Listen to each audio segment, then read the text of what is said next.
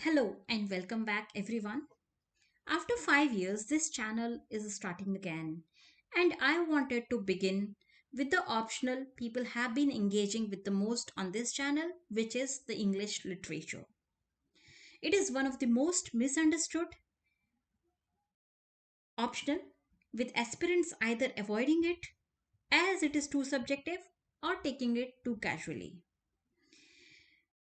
Scoring 250 in English literature is not that difficult. As you can see, I have done it, and many others have done it before me as well.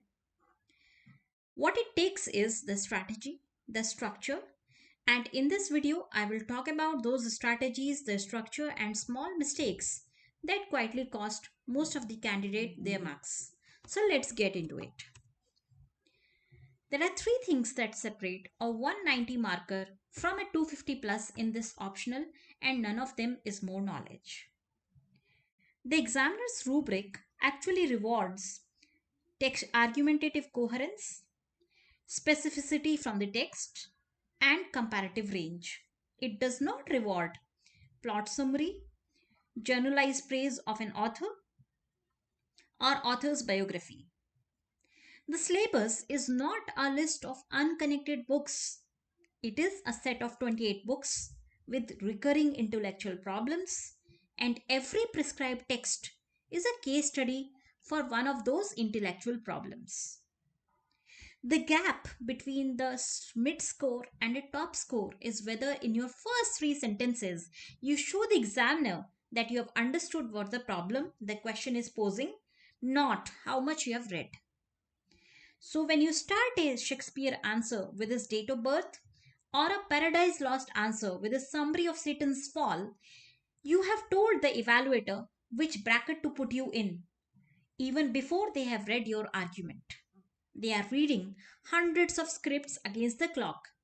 They are not looking for what you remember, they are looking for what you can do with your answer and what you can do with what you remember.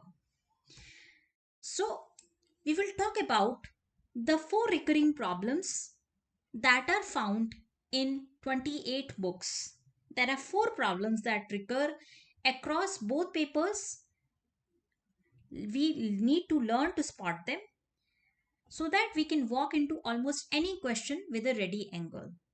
First problem is individual versus social structure. For example, Austen's Pride and Prejudice. In Austen's Pride and Prejudice, the individual learns to see through social convention without rejecting it. While in Eliot's Mill on the Floss, the individual is crushed by the family and community. When we talk about Hardy's Tess of the Verbals, there is a social convention and cosmic indifference that converge to destroy Tess. In Ibsen's A Doll's House, Nora breaks the social contract entirely. Similarly, when we talk about Joyce's portrait of the artist flees the nets of nation, religion, and family. In Naipaul's A House for Mr. Biswas, the struggle for a physical house becomes the struggle for self.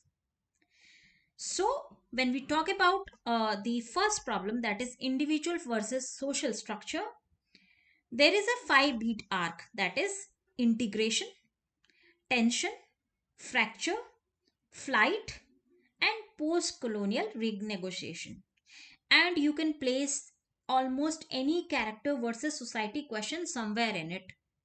For example, we have just seen if something comes from Pride and Prejudice, it is almost always talking about integration between individual and social structure.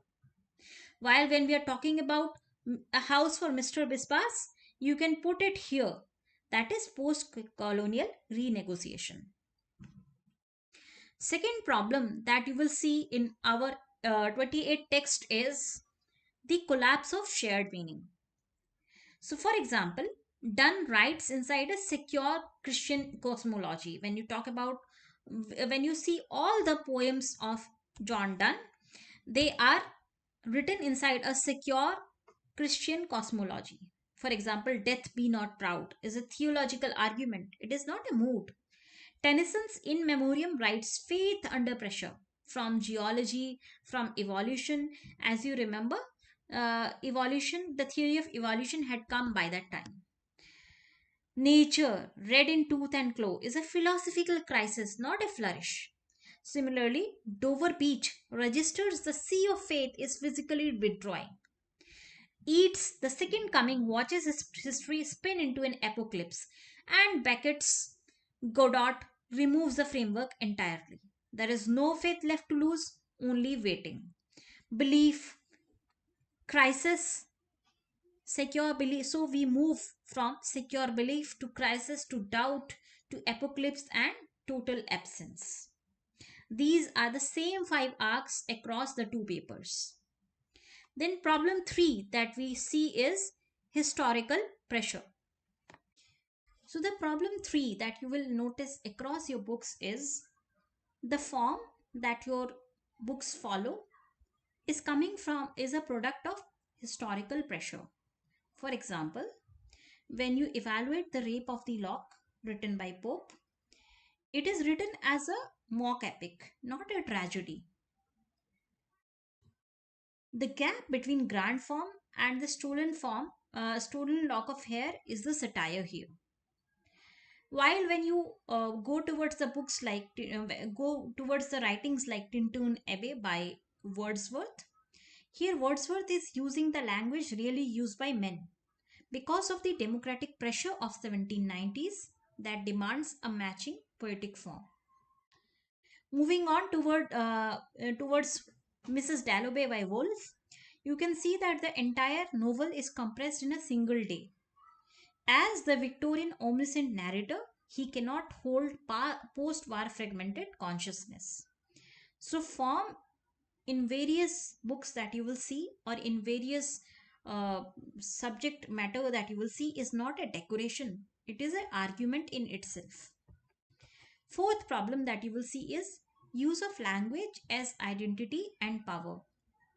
Various characters, they will use the language as a form of either their identity or a form of their power. You can see it right from the Huckleberry Finn, in which Huckleberry is using vernacular. The voice itself is a moral case against a polite slave owning society. Now, when we cross over to paper 2 and see Kanthapura, written by Raja Rao, we can see that English is carrying Kannada syntax and a village woman's oral voice. While when we come to Foster's A Passage to India, we can see that language is failing across colonial lines, as shown by the Malabar Eco, which reduces everything into an empty bound. When we go towards Ramanujan, and we see his poems, there the language moves between Tamil, Sanskrit, and English because the identity itself of a person is oscillating. So you can see that the problem of language as identity and power is it is not respecting paper 1 or paper 2 boundary. So these four problems more or less you can find in many of your books, as we have already discussed. In coming videos, we will see breakdowns of various books like Paradise Lost, Gulliver Travels, Fielding Tom Jones. All this will be covered in coming videos. If you give me a lot of love in this video, please subscribe for the full series. Moving on, uh, there are two questions that will come every year. So before you go to the text-based questions, both papers will have two compulsory questions that you cannot opt out of. There is a short notes question that is drawn from movements and periods like metaphysical poetry, neoclassicism, modernism, absurd drama. In this short note, you have to write, you will be rewarded on precision. Pick 2 or 3 facts that actually define the movement, not everything that you know about it. The unseen passage, on the other hand, it will reward pattern recognition. What pattern that you have read in your books is being repeated in the unseen passage, that you have to recognize. So you are not analyzing a text that you have memorized. When you see the unseen passage, you are proving that you can also apply the reading habits that you learned in the prescribed text to something that you are seeing for the very first time.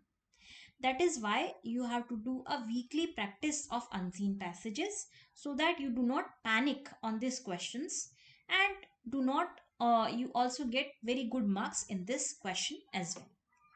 Now let us go to a real question, and you can see my answer, how I answered it, and you can compare it with your answers. I'll give you 2 minutes to think the framework of the question.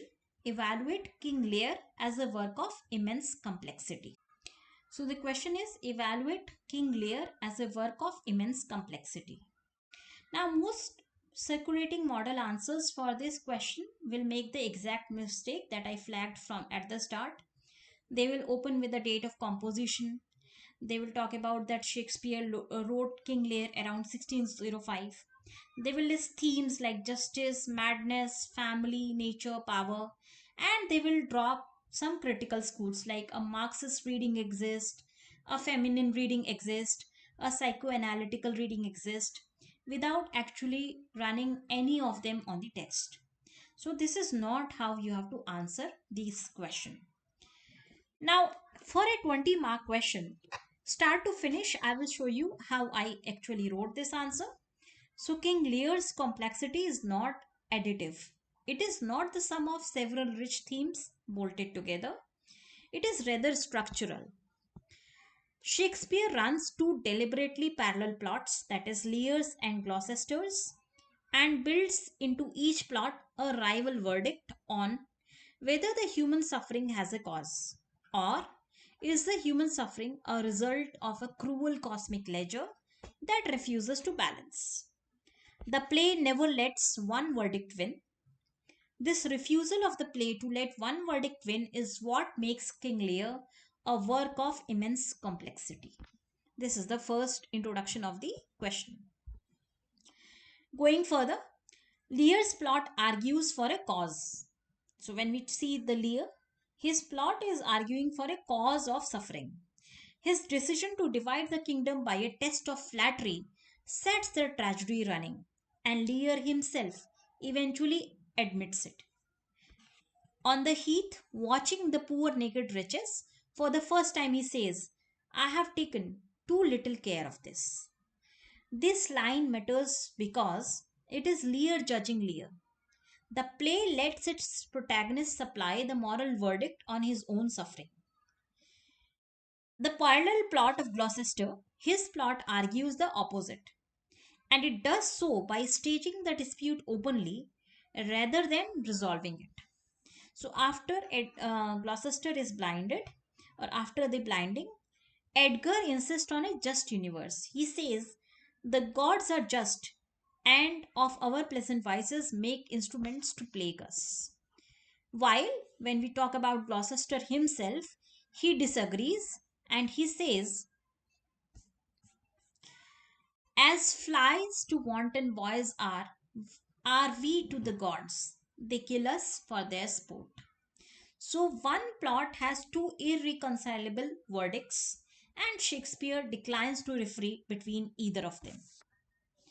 When we see this argument against Hardy's test of the overwills, Lear's play still lets its character argue about the cause, because some causes survive to argue about. In case of in case of Tess, it even removes that. A dead horse, a lost letter, a delayed apology, they replace the argument with accident. So King Lear debates whether gods are just, while Tess of the Aberwills has already stopped answer expecting them to answer. King Lear's complexity then is not ornamental richness layered onto a simple plot. It is a formal refusal built into two plots, two voices, one suffering, and it refuses to hand the audience a single verdict on suffering. This refusal is the argument that the play is making, that makes the play and very complex. So now that you have seen one of the answers, what how to write a question or how to replicate such an answer in the examination. So what we have to do is we have to generate some viable minimum viable knowledge per text. That is, you cannot read the 28 books, 60 poems like a casual reader. Per prose text, what you have to do is you have to find out one structural feature in the text, one precisely described scene in the text, one critical view that you can deploy or challenge, and one and at least three flexible codes that that you will use across different types of questions that you can face in that from that novel or the play. For example, when we go back to the question that we were looking, that is evaluation of King Lear as a work of immense complexity. So, when we talked about the complexity, we treated the structural feature of what we did was we treated the complexity as a structure of entire novel or no, entire play. What was the complexity? We gave a theory in first paragraph itself. We said there is a complexity about whether whether human suffering has a cause, or is human suffering a result of cruel cosmic leisure. That is a thesis we give in paragraph 1 itself. So, and that is a structural feature which our answer is hinging upon. So, in every novel and every play, you have to find out one structural feature of that novel or play which you are going to show in first paragraph or the thesis of your answer. You have to remember one scene and describe it precisely. For example, in the answer that I showed you, we described the scene of Gloucester's blinding precisely. So that way you have to define a scene and describe it precisely. You can use quotes. You can see in my answer, I also use three quotes, one of King Lear, one of Edgar, and one of Gloucester. Similar way, you have to find out three flexible quotes that can be given in an answer and one critical view that you can deploy. Similarly, when we are talking on an answer in poetry, you have to remember exact opening and closing lines which we will use across our answers. We have to also remember one formal feature. Example, is it a blank verse, or what kind of feature is there in our poem? And one precise imagery, even one sentence of that imagery will do, that you have to bring in your answers. Do this homework today or whenever you get time. Sit with different novels, try to find out the structural feature, try to describe one scene precisely, try to keep three flexible quotes from that book, and one critical view that you can use in your answers. For every novel or play, do this, and for every poetry in your note sheet, please write the exact opening and closing line, write one formal feature of that poetry, and one precise imagery in one sentence. So when you are writing the answer, you have to use this template because you will get very less time. So there should be a template that you can repeat under pressure. You don't have to think too much. In the first paragraph, that is the introduction paragraph, you have to directly state the thesis. For example, in the King Lear's answer, I directly stated the thesis that there is a complexity which is coming from rival suffering, that is whether human suffering has a cause, or is human suffering a result of cruel cosmic leisure, or is it a suffering, is our human suffering caused by the jest of gods. So this thesis should be directly present in your introduction. Even one line of the thesis will do. Now in the second paragraph, you have to go back to your primary text. For example, King Lear, Shakespeare's King Lear. We will go back to the text. We will see how the claim is being made. For example, King Lear's claim, how King Lear's plot is arguing for the cause of human suffering, while Gloucester's suffering is being is contrary to our thesis. So both claims we are showing from the primary text. We are giving the evidence and we are explaining how Lear actually suffers because of his stupidity, and how Gloucester suffers because of a small carelessness, choosing the wrong son. Now we have to, in the third paragraph, what we will do is we will find out a text that is similar, that is showing a similar structure, or that has a similar thesis to our novel or our play or our poetry. For example, we compared King Lear with Tess of the Abervilles. You just one paragraph of a comparative text is enough, just to structure that, just to show that we are applying this thesis, or we have a good understanding of the text, we are showing interlinkages. So that is very important to bring comparative text. And then we go in next paragraph, we will go to critical lens.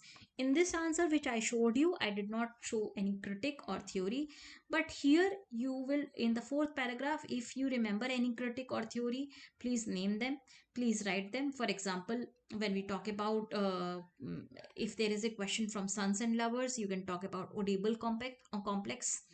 If there is a question from Tess of the Abervilles, you can talk about feminism. So bring one critical lens in fourth paragraph. And in the final paragraph, it will be outward. You are not going to restate the introduction. You are not going to restate the thesis.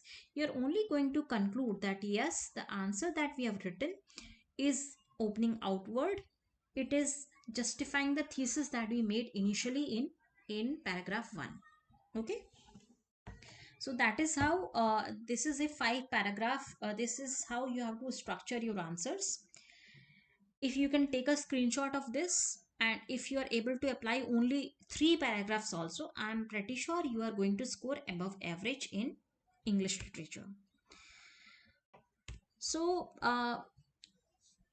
in the coming series, I will go through various other texts also, and we will try to ensure that 250 is not a ceiling, it will become a floor. You will start thinking about 280, 290, and if God willing and if you work hard enough, maybe 300 as well. So I will come with a full literature optional playlist. Link will be given below. Please subscribe to the channel. I'm coming after a long time, so I have very few subscribers, and I will also be motivated to give you such good videos. If you like it, please subscribe, please watch till the end, and please share in the community.